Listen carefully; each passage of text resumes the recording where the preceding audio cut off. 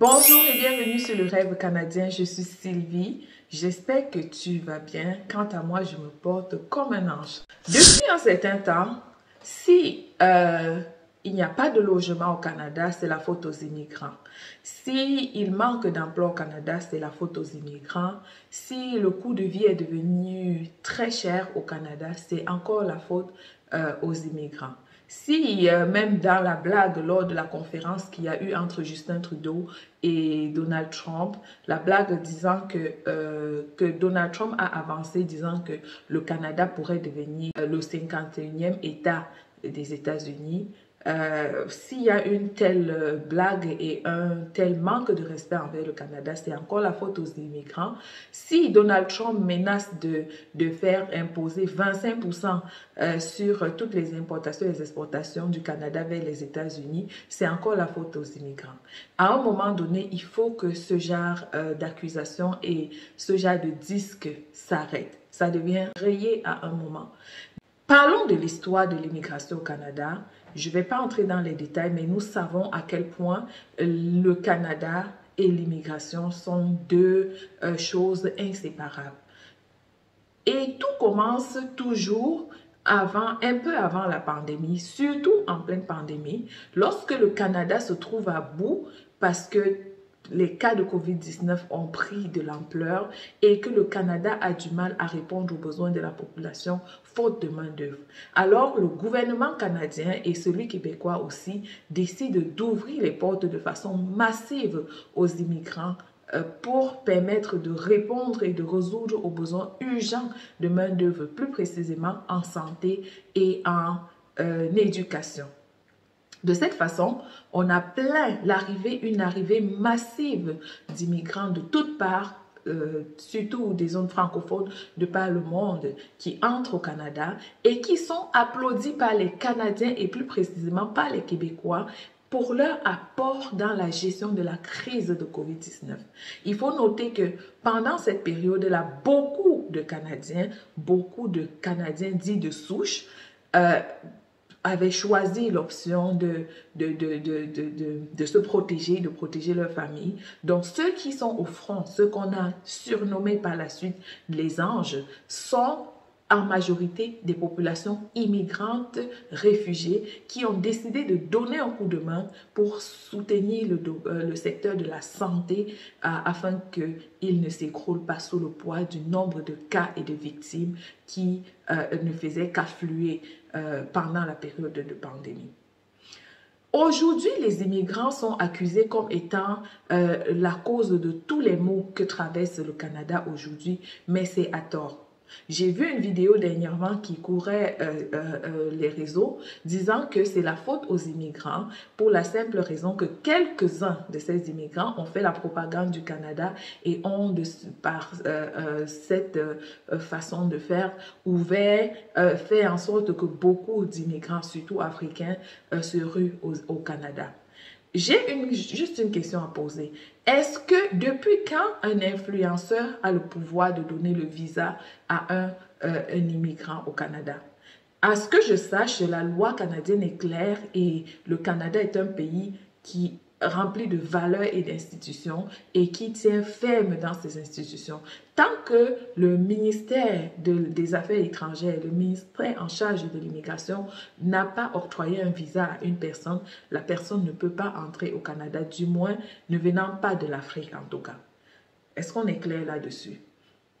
À quel moment est-ce que, parce qu'une personne s'est mise sur les réseaux sociaux et a dit qu'il fait bon vivre au Canada, le Canada est un pays de rêve où si tu arrives, tu vas réaliser des merveilles. À quel moment est-ce que le fait d'avoir dit ça a influencé sur la procédure d'immigration qui est pourtant très claire, que ce soit la procédure ARIMA, que ce soit la procédure entrée express, sont très claires, les conditions sont clairement définies et tant qu'une personne n'a pas rempli ces conditions sur le site de l'ICC, tant une personne n'a pas rempli ces conditions, il est impossible pour elle de s'installer et d'immigrer au Canada en fait.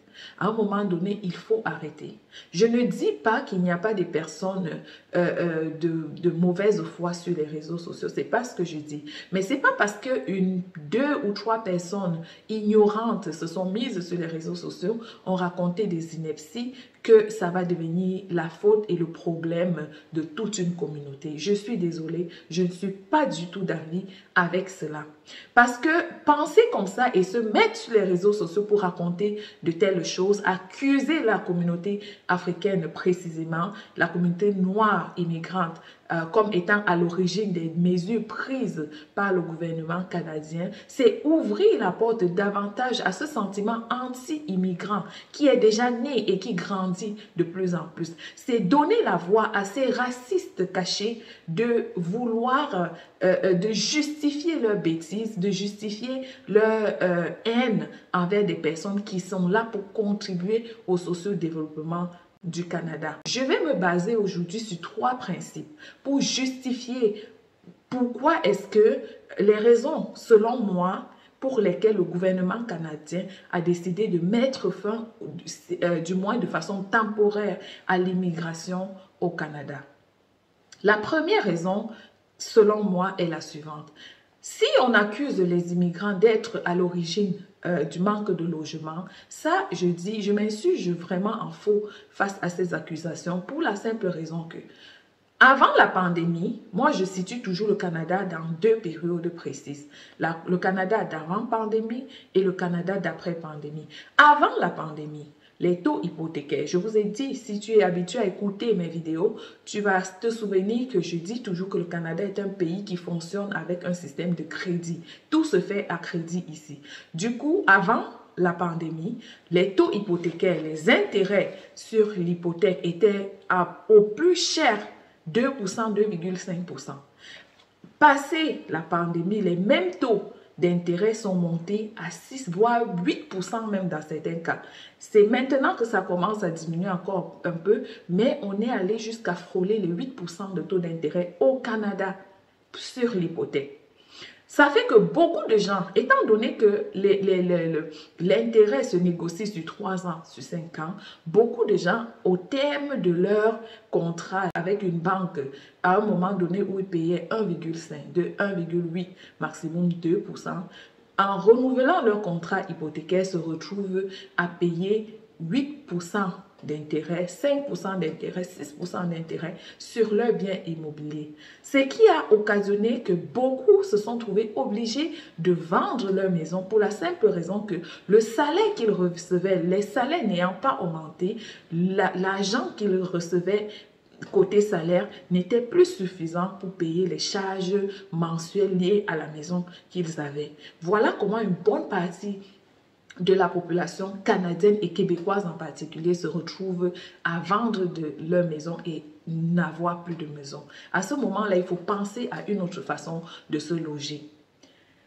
De leur côté, les investisseurs canadiens et québécois, ceux qui ont eu le courage d'investir et d'acheter une maison, vous savez, lorsqu'on fait un business, le but, c'est de rentabiliser, ce n'est pas de perdre, bien sûr. Donc, qu'est-ce qui s'est passé? Beaucoup d'investisseurs qui avaient acheté des immeubles à revenus, qui par le passé louaient ces maisons à des personnes, se sont trouvés obligés de convertir leurs biens immobiliers en objets touristiques. Et le phénomène de Airbnb a alors pris une ampleur démesurée. Ça fait que beaucoup de maisons, au lieu d'être utilisées dans un but locatif, ont été transformées en Airbnb.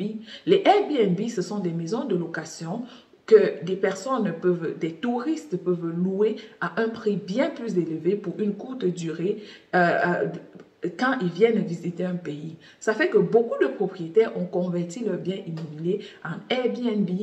Question de rentabiliser parce que, souvenez-vous, le taux d'intérêt ayant grandement augmenté. Il faut bien que les investisseurs qui ont mis de l'argent dans leurs biens soient capables de rentabiliser. Voilà une des raisons qui fait en sorte que on a commencé à assister à la crise de logement parce que des maisons qui autrefois étaient destinées à la location aux familles se sont transformés en Airbnb.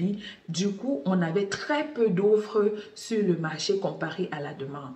Une autre chose qui a fait qu'on arrive à la crise de logement au Canada et plus précisément au Québec, c'est le fait que beaucoup de constructeurs immobiliers, ayant vu les taux d'intérêt augmenter de façon fulgurante, ont ralenti le processus de construction. Beaucoup de constructeurs ne construisaient plus des maisons. Le stress sur l'hypothèque a augmenté.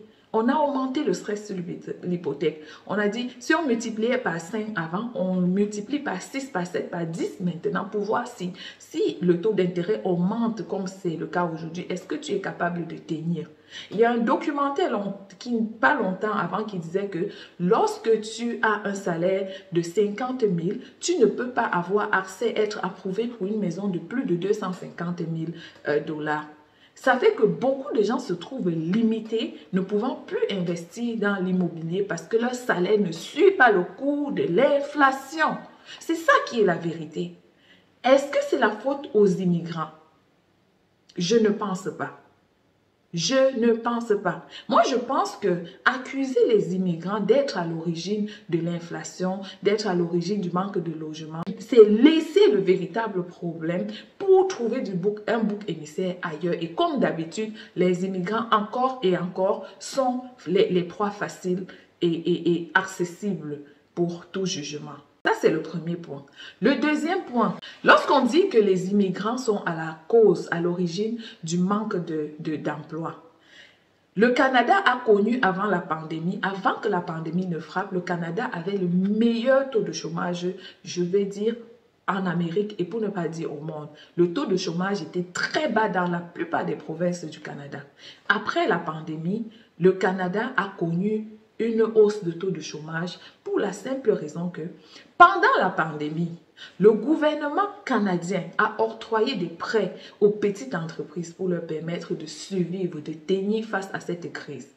Après la pandémie, les entreprises ayant à peine récupéré de la mauvaise passe que la pandémie leur a fait vivre, se sont vues interpellées par le gouvernement qui leur demandait de rembourser les prêts qu'ils avaient reçus pendant la pandémie. Ce qui fait que beaucoup d'entreprises qui peinaient déjà à survivre se sont trouvées, beaucoup ont fermé leurs portes. Il y a beaucoup de petites entreprises qui ont fermé leurs portes. C'est passé au journal, je n'invente rien. Il y a beaucoup de petites entreprises qui ont fermé leurs portes. Beaucoup qui se sont vus aussi, ceux qui ont survécu, se sont vus obligés de réduire le nombre d'employés. Ce qui a fait que beaucoup de personnes qui travaillaient, qui avaient des jobs, qui pouvaient nourrir leur famille, se sont retrouvées sans emploi. Voilà un aspect. Un autre problème, c'est que le gouvernement a ouvert la porte aux immigrants sans un véritable plan de recasement de ces immigrants. Ça, c'est ça qui est la vérité. Parce que le gouvernement canadien et québécois avait besoin de main-d'œuvre de façon urgente, ils ont ouvert la porte aux immigrants de façon massive, mais sans aucun véritable plan de gestion de ces immigrants. Ils ont pensé de façon factuelle à la pandémie, mais ils n'ont pas planifié sur le long terme en se disant, mais après la pandémie, qu'est-ce qu'on fait de ces gens qui sont ici? C'est ça qui est la vérité. C'est ça qui est la vérité. Ils n'ont pas pensé à un véritable plan qui pourrait s'échelonner sur du long terme pour gérer le flot massif de personnes à qui ils ont donné accès. Parce que je précise encore bien, tant que le gouvernement canadien ou québécois ne te donne pas l'accès au Canada, tu ne peux pas entrer. Le Canada, c'est l'un des pays au monde où les conditions pour immigrer sont très strictes et très rigoureuses. Du coup, comment ces immigrants ont fait pour se retrouver au Canada s'ils n'ont pas été, si la porte de l'accès du Canada ne leur a pas été donnée? Ça, c'est la question qu'il faut se poser et arrêter d'accuser, de trouver le bouc émissaire là où il n'y en a pas. Le vrai bouc émissaire, vous le laissez, vous savez, vous le laissez, mais vous vous focalisez sur des personnes sans défense. Personnes déjà qui ont du mal à s'intégrer. À titre de rappel, la plupart des immigrants de l'Afrique noire francophones qui entrent au Canada, de l'Afrique noire en général, ce sont des personnes surqualifiées. Le Canada, dans ses programmes, que ce soit le programme de travailleurs qualifiés, le programme de travailleurs temporaires, d'étudiants, le Canada n'ouvre pas ses portes aux personnes illettrées. Le Canada ouvre ses portes aux personnes qui ont fait des études, qui ont quelque chose à donner à la société canadienne. Il faut que vous intégrez ça dans vos têtes une bonne fois pour toutes. Le Canada n'ouvre pas ses portes au cancre, si je peux me permettre ce terme-là. Les Africains qui arrivent au Canada, ce sont des personnes instruites qui ont fait de longues études et qui sont hautement qualifiées. Hautement qualifiées. Ça, c'est une précision qui est importante. Et lorsqu'on parle d'Afrique, lorsqu'on parle de personnes d'ascendance noire, l'histoire est là, les écrits sont là.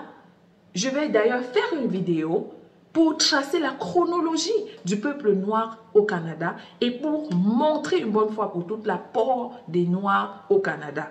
Parce qu'à un moment donné, on a l'impression que les personnes noires sont ces personnes-là qui viennent s'installer au Canada, qui profitent du système canadien et qui n'ont rien à apporter au Canada. C'est faux.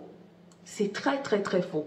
L'économie du Canada ne serait pas ce qu'elle est aujourd'hui sans l'apport des populations immigrantes en général et immigrantes d'origine africaine en particulier. Il faut qu'on se le dise.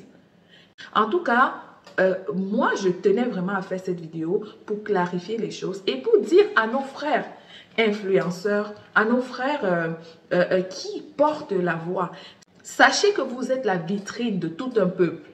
Alors, se tenir derrière votre écran et raconter des choses, des inepties, il faut penser aux conséquences que cela peut avoir sur les autres qui viennent après vous et sur la population parce que vous êtes le miroir de votre communauté.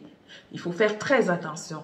Moi, j'ai vu quelqu'un qui dit c'est la faute aux immigrants parce que les immigrants ont vendu le rêve, les immigrants se sont mis devant les réseaux sociaux, on dit ceci, on dit cela par rapport à l'immigration. Du coup, faisons attention à ce que nous disons parce qu'il y a déjà un sentiment anti-noir, anti-immigrant africain qui est installé dans les mémoires et dire de telles choses sur les réseaux sociaux contribue à nourrir ce sentiment, à le faire grandir. Et ça ne va pas pour le bien de notre communauté, pas du tout. Alors, c'est tout pour cette vidéo. Je tenais à donner mon point de vue par rapport à cette affaire et j'espère que ce que je dis fait du sens. On se voit pour une autre vidéo très bientôt et que Dieu vous bénisse. Bye bye.